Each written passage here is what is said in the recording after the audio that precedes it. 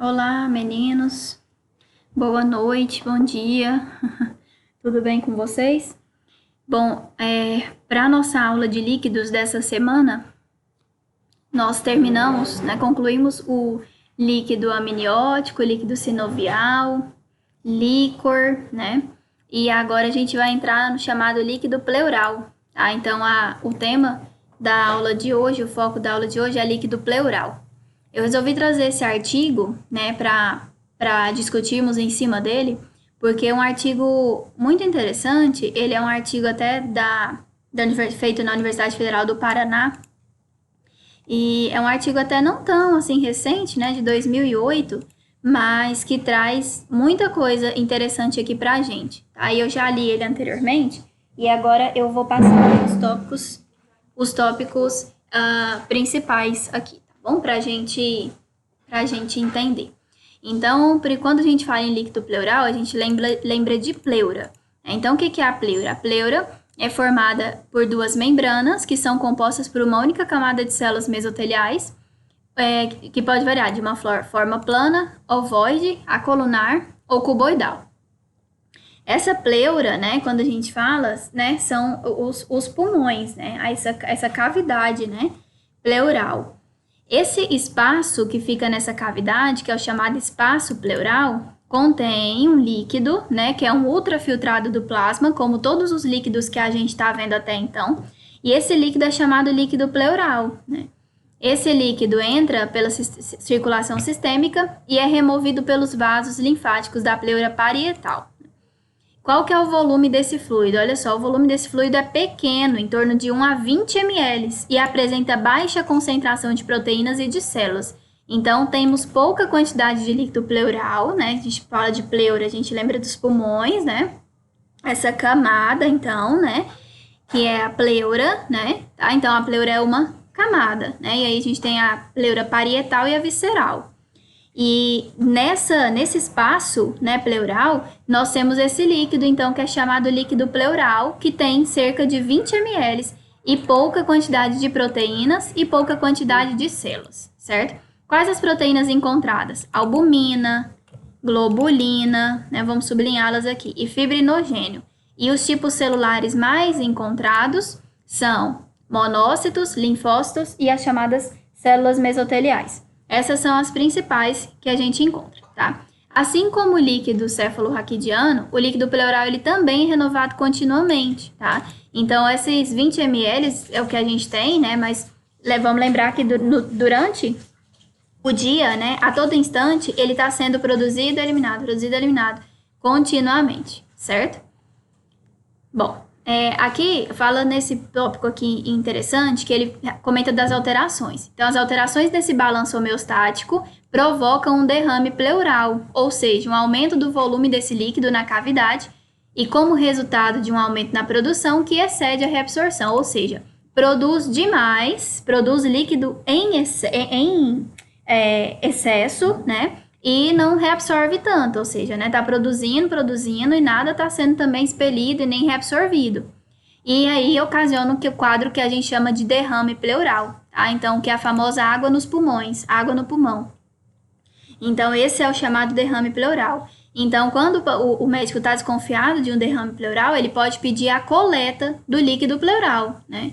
Que é a chamada de toraxentese, tá? Então, é uma coleta muito invasiva, né, e dolorosa, né, se a gente for pensar, tá?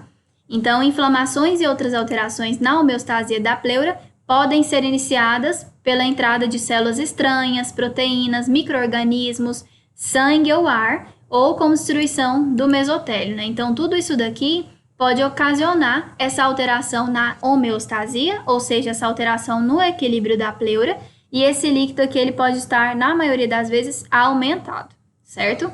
Qual que é a causa, né? Então, a etiologia do acúmulo de líquido na cavidade pleural pode ter origem na pleura, ou seja, nos pulmões, né? Na camada, nos pulmões e ainda as causas extra, ou seja, fora dos pulmões, não relacionadas tanto a ele. Então, a gente pode ver que uma etiologia é uma causa muito inespecífica, né? É uma causa que pode se dar por diversos motivos, tá? Então, olha só, alguns pacientes apresentam derrame pleural de origem desconhecida e alguns casos difíceis de diagnosticar. Percebem, então, que o derrame pleural, ele não tem uma causa específica, né? Que ele pode, então, existir ali por N motivos, né? Até extrapulmonares, tá? E aí, quando nós falamos de derrame pleural, né? Nós classificamos esses derrames pleurais em 3 tipos, que estão eles aqui. Então, nós classificamos eles em líquidos, gasosos e mistos. Os líquidos subdividem-se quanto à causa, a etiologia. Então, por exemplo, tuberculose, pneumonia e neoplasia. Há o caráter ou aspecto como serofibrinoso, hemático, hemorrágico, cheio de pus, né, purulento ou quiliforme. E a localização é na grande cavidade, é no mediastino, é entre um lobo e outro, é entre um pulmão e outro, né? Então, esses são os líquidos. A gente precisa saber pelo menos a classificação. Então, são classificados em líquidos, gasosos e mistos. Esses são os líquidos. Os mistos são observados no caso de hidropneumotórax, hemopneumotórax e piopneumotórax. Ou seja, quando que vai acontecer os mistos? Quando tem acúmulo de água, quando tem acúmulo de hemo, sangue, e quando tem acúmulo de pio, leucócitos, certo? Nessa pleura, tá? Então, líquidos, os mistos e os gasosos aqui, que a gente falou, tá? Os gasosos no caso de pneumotórax e os mistos em hidropneumotórax, piopneumotórax ou hemopneumotórax, tá? Então, são bem semelhantes, né? Mas, então, 3 classificações de derrame pleural, ok? Outro ponto que eu quero mostrar para vocês aqui é quanto à análise do líquido pleural, né? Então, a amostra ela precisa ser colhida. Essa coleta, precisamos lembrar que ela só é feita pelo médico. Essa coleta é chamada de toracocentese, como eu já havia falado anteriormente, ou punção pleural, né? Da maneira que vocês preferirem, né? É considerada... Bom, aqui o artigo ele traz para a gente pouco invasiva, né? Mas depende muito, né, do referencial, pessoal, porque introduzir uma agulha aqui na pleura, né, para atingir esse líquido, né, assim, não é das melhores situações, né, não é das melhores exames que a gente pode ter, não, né. Então, aqui ele fala, né, que é uma técnica pouco invasiva, baixa morbidade, isso fato, baixo custo e com grande eficiência diagnóstica, isso tudo com certeza né. Então, o nome chama-se toracocentese. Outro ponto interessante da gente falar é isso. As amostras precisam ser coletadas em 3 tubos para serem analisadas. Que tubos são esses? Aqueles mesmos que a gente já está conhecido. Já está sabendo, né? Um vai para micro, outro vai para contagem, citologia, né, hemato, e outro vai para bioquímica, certo? O tubo destinado para citologia, que é a hemato ali, né, deve conter EDTA. O tubo destinado para bioquímica não tem anticoagulante, né? E nem para micro, tá? Também não tem anticoagulante, certo? E caso a amostra seja coletada em apenas um tubo, que veio do médico, né? Ela deve ser destinada primeiramente para análises microbiológicas, em seguida para citologia e depois para bioquímica. Então, essa é a ordem de uso. Bom, o transporte e o armazenamento, a gente precisa se lembrar sempre que a amostra precisa ser refrigerada entre 2 a 8 graus durante 24 horas, né? Amostras coaguladas, envelhecidas ou sem correta identificação, obviamente, precisam ser descartadas, então não vão ser utilizadas, né? E quando falamos em análise, né? Uma das etapas é a análise física dessa amostra, exame físico, que é o que a gente também já está sabendo. A visualização de cor, aspecto, né, deve ser feita antes e após a centrifugação da amostra, né? Isso é interessante a gente saber. Então, avaliar a cor e avaliar o aspecto. Qual que é a cor dele, né? É uma cor bem assim transparente, quase que transparente, tá? Aqui, ó, cor e aspecto, tá? Então, assim, uma cor, né, após a centrifugação, amarelo claro, quase um transparente, pessoal. E o aspecto límpido, esse é o normal, né? Tá? Antes da centrifugação, após ele precisa permanecer assim, né? Amarelo claro. E aí aqui as variações, rosa ou avermelhado e turvo, bem turvo, ou amarelo esbranquiçado e turvo, né? E quando centrifuga ficar branco leitoso, xantocrômico, ou seja, a partir do momento que houve a centrifugação e ele mudou de cor e de aspecto, já não é um líquido normal. Essa tabelinha é bem interessante.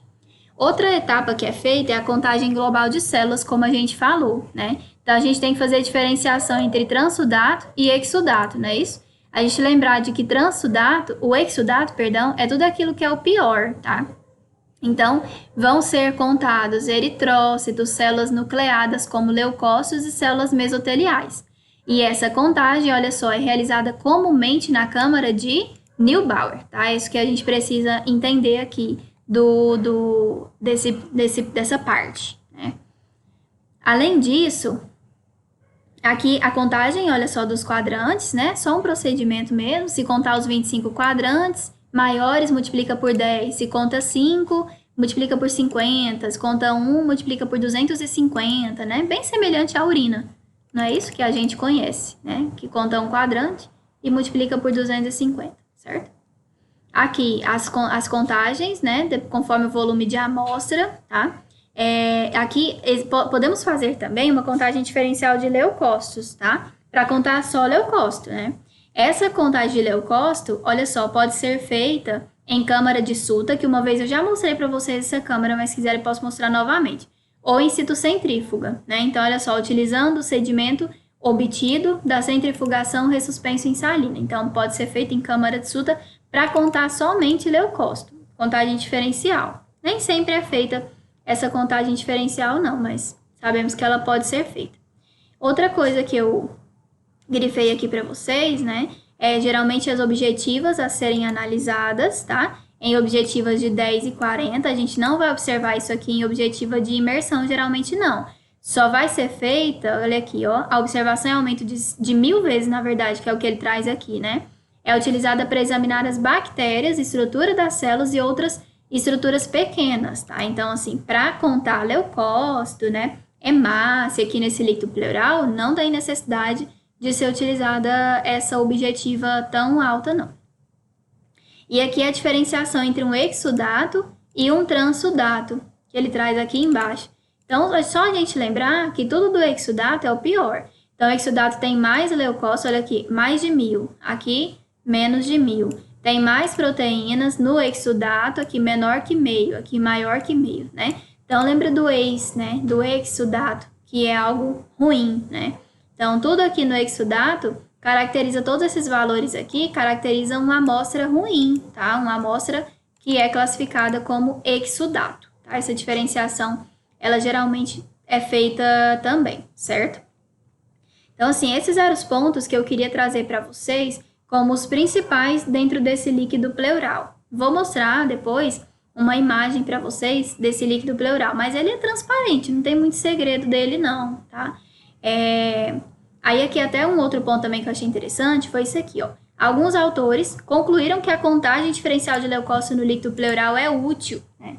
Então, a presença de leucócitos polimorfonucleares dentro do líquido pleural indica que isso é resultado da inflamação aguda da pleura. Então, o paciente pode estar desenvolvendo uma pneumonia, um infarto pulmonar, olha só, uma pancreatite, pessoal, diagnosticada através da coleta do líquido pleural, tá? Então, assim, como eu falei para vocês lá em cima, essa contagem diferencial aqui de leucócitos, ela não é todo mundo que faz, mas alguns autores a consideram como bastante válida, tá? Como bastante útil mesmo, e sugerem que seja feito, tá?